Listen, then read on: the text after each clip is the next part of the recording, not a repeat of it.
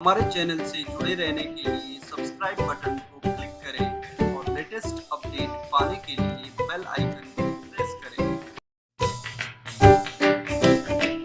So basically we start with the introduction of Microsoft Excel. Microsoft Excel use किस लिए किया जाता है?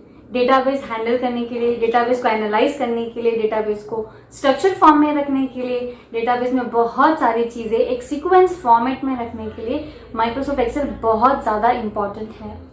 अब जैसे कि हम देख सकते हैं कि एक्सेल यूज़ करने के टाइम पे कई लोगों को ये डाउट होता है कि स्टार्ट कैसे करना है, how to start in Microsoft Excel.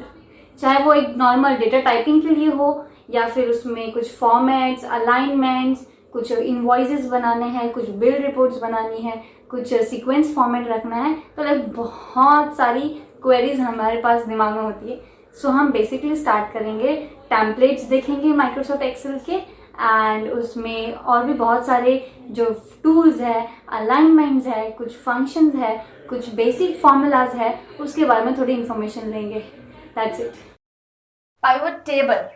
So pivot table as you saw, इसमें आपने बहुत सारे वेरिएशंस देखे। हमें फिल्टर लगाना है, फिल्टर नहीं लगाना है, हमें स्लाइसर यूज़ करना है या नहीं यूज़ करना है, वो है कम्प्लीटली हमारी चॉइस। लेकिन पाइवट टेबल जब भी आप यूज़ कर रहे हैं तो मेक श्योर आपके पास मल्टीपल कंडीशंस हो, आपके पास एक्चुअल डेटा हो, सोर्स हो कि आपको पाइवट टेबल किस बेसिस के ऊपर यूज़ करना है। And again I recommend you a personal suggestion, कभी भी कोई रिपीटेड कंटेंट है, जैसे कि हमने देखा नॉर्थ साउथ ईस्ट वेस्ट, या कोई डिपार्टमेंट है या कोई स्टेटस है, full time, part time, half time, ये जो रिपीटेड कंटेंट्स है इसे आप हमेशा फिल्टर्स में अप्लाई कीजिए, बिकॉज ये डेटाबेस को काफ़ी फ्लेक्सिबल कर देता है, काफ़ी यूजेबल बना देता है, and it's very compatible to use. Pivot table और एल्स पिवट टेबल भी आप बोल सकते हैं। तो पिवट टेबल मोस्टली करता क्या है, ये जो रिपोर्ट्स होती है, एनालिसिस डेटा होता है, HR department, management department, sales department, marketing department, जो ये डिफरेंट डिफरेंट डिपार्टमेंट सेक्शंस होते हैं, वहाँ पे मोस्टली पिवट टेबल्स यूज़ किया जाता है, क्योंकि ये क्या करता है, without using any kind of formulas आप आराम से वहाँ पे डेटाबेस आउटपुट में ला सकते हैं। It is so helpful, it is so useful कि आप जो भी एक रिपोर्ट बनाने, आपको एक सेल्स का डेटा देखना है, आपको एक मैनेजमेंट का डेटा देखना है, आपको एक पर्टिकुलरली एक रिपोर्ट, एक चार्ट वाइज देखनी है, तो आप वहाँ पे पिवट टेबल बहुत इजीली यूज़ कर सकते हैं। And pivot functions advance content है, लाइक यहाँ पे आपको बहुत एक्सपर्टीज होना चाहिए, आपको बहुत सारा एक्सपीरियंस होना चाहिए इसको यूज़ करने के लिए। So let us begin with the DSUM. Database functions के बारे में हम स्टार्ट करते हैं। यहाँ पे आपको किस तरीके से यूज़ करना है डेटा, जैसे कि ये जो ब्रांच देख रहे हो, यहाँ पे कुछ चीज़ें आपको रिपीटेडली सेम है, सेल्स पर्सन भी सेम है, प्रोडक्ट नेम तो डेफिनेटली सेम हो सकता है, और प्रोडक्ट सेल्स तो यूनिक है ही नहीं, और ना रिलेटिव है। तो तब ऐसे फंक्शन में हमें कुछ अगर कैलकुलेट करना है, कुछ सम चीज़ें निकालनी है, कुछ कैरेक्टर कंडीशन है, हमारी कैरेक्टर्स कंडीशन और न्यूमेरिकल कंडीशन भी है, तब हम यूज़ करते हैं is equals to D sum. D sum जब हमारे पास कैरेक्टर की भी कंडीशन है, न्यूमेरिकल भी कंडीशन है, सम इफ और sum if S works with numerical, and sum if S जो है वो भी कैरेक्टर्स के साथ काम करता है, लेकिन एक लिमिटेड रेंज तक, और उसमें बहुत सारी क्राइटेरियाज हमें यूज़ करनी होती है। लेकिन डी सम वहाँ पे हमारा काम थोड़ा ईजी कर देता है। जैसे कि डेटाबेस है, तो डेटाबेस में आपको पूरा का पूरा डेटा ही सिर्फ सिलेक्ट करना है और कुछ सिलेक्ट नहीं करना है, तो आपने पूरा डेटाबेस सिलेक्ट कर दिया यहाँ पे। फिर आता है कॉमा, आपसे पूछा जा रहा है फील्ड, क्या एक्चुअली क्या चाहिए आपको, तो हम तो ढूंढ रहे प्रोडक्ट सेल्स, तो प्रोडक्ट सेल्स मैंने यहाँ पे सिलेक्ट कर दिया, कॉमा। क्राइटेरिया, क्राइटेरिया यानी कंडीशन आपको पहले से बनानी है, जैसे कि मैंने यहाँ पे बना के रखी है branch east coast, product sales should be greater than 800, तो उसको कैलकुलेट कर देना है, तो मैंने इसको सिलेक्ट करके ब्रैकेट क्लोज एंटर, तो 4600 is my output answer. If in case I change the product sales that it could be more than 900, तो मेरे प्रोडक्ट सेल्स का जो कैलकुलेशन है उसमें थोड़ा चेंजेस होगा। मैं ईस्ट कोस्ट को चेंज करके अगर मैं नॉर्थ कोस्ट में इसको शिफ्ट करना चाहती हूँ कॉपी पेस्ट करके, तो फिर भी मेरे प्रोडक्ट डिटेल्स में चेंज होने वाला है। तो like this is very quite helpful, और ये डेटाबेस को काफ़ी एडवांस तरीके से हैंडल करता है। तो ये हमने एक डी सम का एक फंक्शन देखा है। अभी यहाँ पे हम और भी बहुत सारे फंक्शन देखेंगे। मैं डी सम का एक और एग्जाम्पल एक्सप्लेन करना चाहती हूँ। एक स्मॉल डेटाबेस है, order ID, quantity and unit cost and total cost. अब उसके बेसिस के ऊपर यहाँ पे मैंने एक कंडीशन बना दी है that order ID should be this, and it should be greater and equal to 4। तो मैंने यहाँ पे यूनिट कॉस्ट, और कभी कभी क्या होता है ना, जब आप डी सम यूज़ करें या फिर डेटाबेस का कोई भी फंक्शन, आपको मिनिमम 2 वैल्यूज़ देनी ही है। यदि अगर आपको कुछ नहीं भी देना, but then to you have to put exact some of the exact values. जैसे कि मैंने यहाँ पे रखी है ऑर्डर आईडी, जबकि मेरी मेन कंडीशन है greater and equal to 4, but still I have to keep one more condition. DSUM database मैंने सिलेक्ट कर दिया। यहाँ पे हम बेसिकली सिर्फ ये देख रहे हैं कि इसको यूज आउट कैसे करना है। अभी हम फाइंड आउट कर रहे हैं यूनिट कॉस्ट, इसलिए मैं यूनिट कॉस्ट के फील्ड को सिलेक्ट कर रही हूँ और मेरी कंडीशंस तो ये सेम रहने वाली है, ब्रैकेट क्लोज एंटर। सेम यदि मैं टोटल कॉस्ट भी अप्लाई कर रही हूँ तो मैंने डी सम तो अप्लाई कर दिया है, डेटाबेस बोला गया है, डेटाबेस मेरा ये रहा, कामा हम लोग टोटल कॉस्ट ढूंढ रहे तो यहाँ पे मैंने टोटल कॉस्ट सिलेक्ट कर दिया, कामा, और ये है मेरी main actual values, bracket close enter. यहाँ पे एक डी सम देखा, मैं डी सम थोड़े मल्टीपल चीज़ें आपको दिखा रही हूँ। अब जैसे कि यहाँ पे मेरी कंडीशन है कि it should be red and the date should be 15 January 2018, उसका मुझे सेल्स जानना है। ठीक है, जो मेरी कंडीशन है एक डेट फॉर्मेट में है, एक कैरेक्टर्स फॉर्मेट में है। डेट फॉर्मेट को न्यूमेरिकल फॉर्मेट में काउंट नहीं करते, date is very different format. तो मैंने डेटाबेस सिलेक्ट कर देना है पहले, कॉमा फील्ड, हम सेल्स फाइंड आउट करें इसलिए मैं सेल्स को सिलेक्ट करती हूँ, और कंडीशन तो हमने यहाँ पे बना दी है, ब्रैकेट क्लोज एंटर। तो उस टाइम पे $400 का सेल्स हुआ है। जैसे कि आप देख सकते हो, पहला वाला ये वैल्यूज़, फिर ये वैल्यूज़, आप उसको ऐड ऑन करोगे तो आपको आउटपुट डिटेल्स पता लग जाएगी। यहाँ पे हमने डी सम की एक और वर्कशीट सॉल्व की है।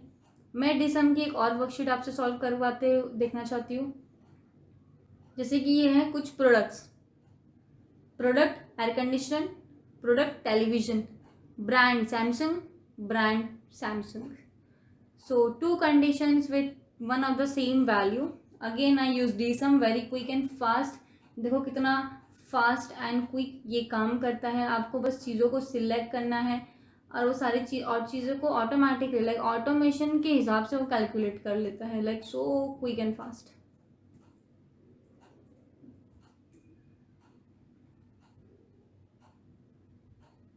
comma quantity, this again, okay, bracket close and enter. Cool. I save this file. I'll open one of the new file. Okay, so now we will check out with the d mean and d max. D mean and d max, d mean and d max, d minimum, d maximum. So we will solve this first. अभी यहाँ पे small database है, यहाँ पे भी small database है, यहाँ पे 2 कंडीशंस दी गई है, यहाँ पे भी हमने 2 कंडीशंस रेडी रखी है। अब मैं इसमें कुछ एडवांटेज यूज़ करना चाहती हूँ, जैसे कि मैं चाहती हूँ लॉक सिस्टम अप्लाई करना है मुझे। I want to use a lock system because मैं एज भी फाइंड कर रही हूँ, येल्ड भी एंड प्रॉफिट भी, और ऑफ सिंगल कंडीशन। हाँ, अगर कंडीशन चेंज हो रहा है तो मैं डेटाबेस को लॉक नहीं करूँगी, जो मैं लुकअप में या फिर इफ फंक्शन में या फिर कोई फंक्शंस में लॉक कर रही हूँ।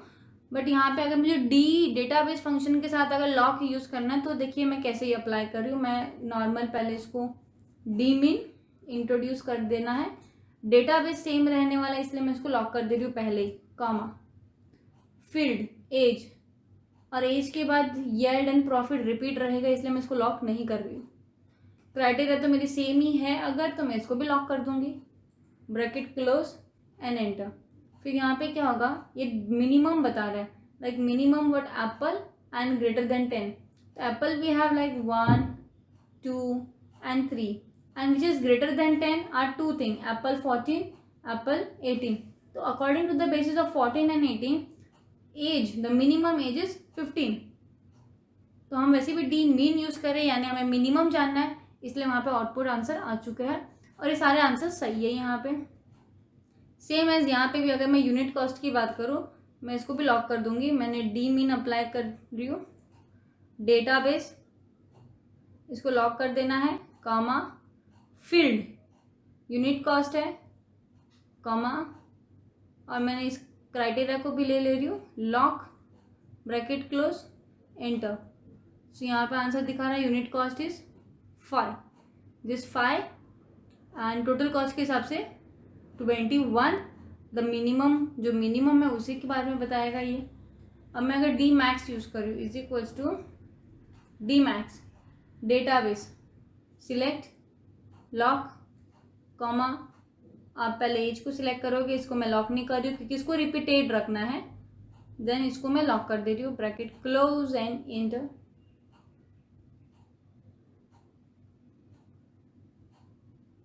Okay, will come here D max database select lock comma unit cost comma and the criteria our given conditions, bracket close and enter।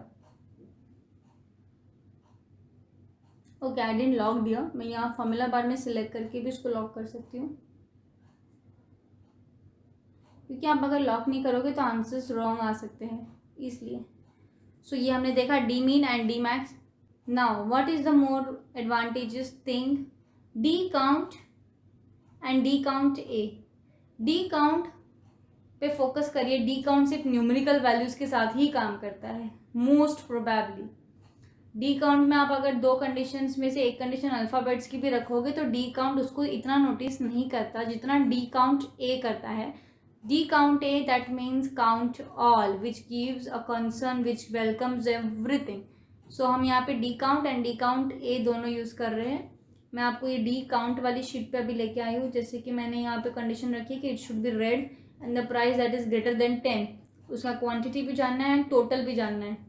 तो मैंने अगर यहाँ पे डी काउंट को इंट्रोड्यूस कर दिया है, डेटाबेस सिंपल यही है मेरा, कॉमा, इसको मैं लॉक कर देती हूँ बिकॉज ये सेम चीज़ मैं यूज़ करने वाली हूँ आगे भी टोटल यूज़ फाइंड आउट करने के लिए, तो better is I locked it, comma, अभी तो फिलहाल क्वांटिटी है और अभी कलर हम लोग ले रहे हैं, ये सारी चीज़ें, ब्रैकेट क्लोज एंटर। तो according to D count there are only 3 columns or 3 rows who are selling red and greater than 10। okay, so price according to the greater than 10 सभी है, क्योंकि यहाँ पे तो वैसे भी सारी चीज़ें यहाँ पे दी गई है।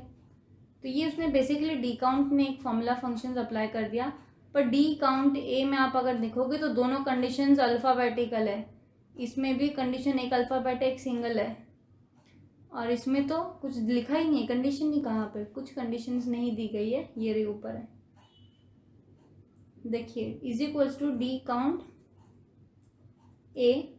पहले हम सिंपल करते हैं, मैंने यहाँ पे 3 क्वेरीज रखी है ताकि आपको सिंपल तरीके से समझ में आए। फील्ड हम रिजल्ट्स फाइंड आउट कर रहे हैं, यानी मैं प्रॉफिट ढूंढ रही हूँ, कॉमा, प्रॉफिट ढूंढ रही हूँ मैं इस चीज़ का, ब्रैकेट क्लोज एंटर। तो बोल रहा है प्रॉफिट रोल के हिसाब से डी काउंट ए, वैसे 2 लोग हैं जो एप्पल एंड ग्रेटर देन 10 में है, 1 2 3, और ये तो है ही नहीं, तो बचा 14 एंड 18, तो ऐसे 2 लोग हैं, तो यहाँ पे 2 वैल्यूज आ गई। हम लोग ने इसमें profit as a field select किया था, आप कौन सा भी वैल्यू सिलेक्ट कर सकते हो डी काउंट ए के अंदर। अब मुझे साइंस सब्जेक्ट का ग्रेटर देन 60 जो भी मार्क्स है उसको फाइंड आउट करना है, ऐसे कितने लोग हैं टोटल, ठीक है, ऐसे कितने लोग हैं। तो मैंने डेटाबेस सिलेक्ट कर दिया, comma, field, what I am going to find is related to score and my conditions are this, the value is 1। मतलब साइंस और ग्रेटर देन 60 में एक ही कोई बंदा है, ठीक है, मतलब यहाँ पे साइंस है 39, साइंस है 43, साइंस है 48, साइंस है 65, okay, that is only 1 person. In case अगर मैं साइंस की जो 48 की वैल्यू है उसको अगर मैं 79 कर देती हूँ तो देखो वैल्यूज चेंज भी हो रही है, that means our formulas are going right. FID1 FID2 मैंने 2 सीरीज़ रखी है, पर मैंने टेस्ट केसेस जो है ना उसमें 4 डिफरेंट सीरीज़ रखी है, और एक बंदा जो है ना वो फेल हो गया, बाकी 3 पास हो गए। तो FID2 में जो पास हुआ है, लाइक FID2 में पास होने वाले 2 लोग हैं, तो यहाँ पे रिजल्ट्स में क्या आएगा देखते हैं हम। Database, a very small sweet database है हमारा, comma, field, what you are finding, we are finding the results, that is status, comma, according to this basis, comma, enter। So we have the answer 2, that is correct, save।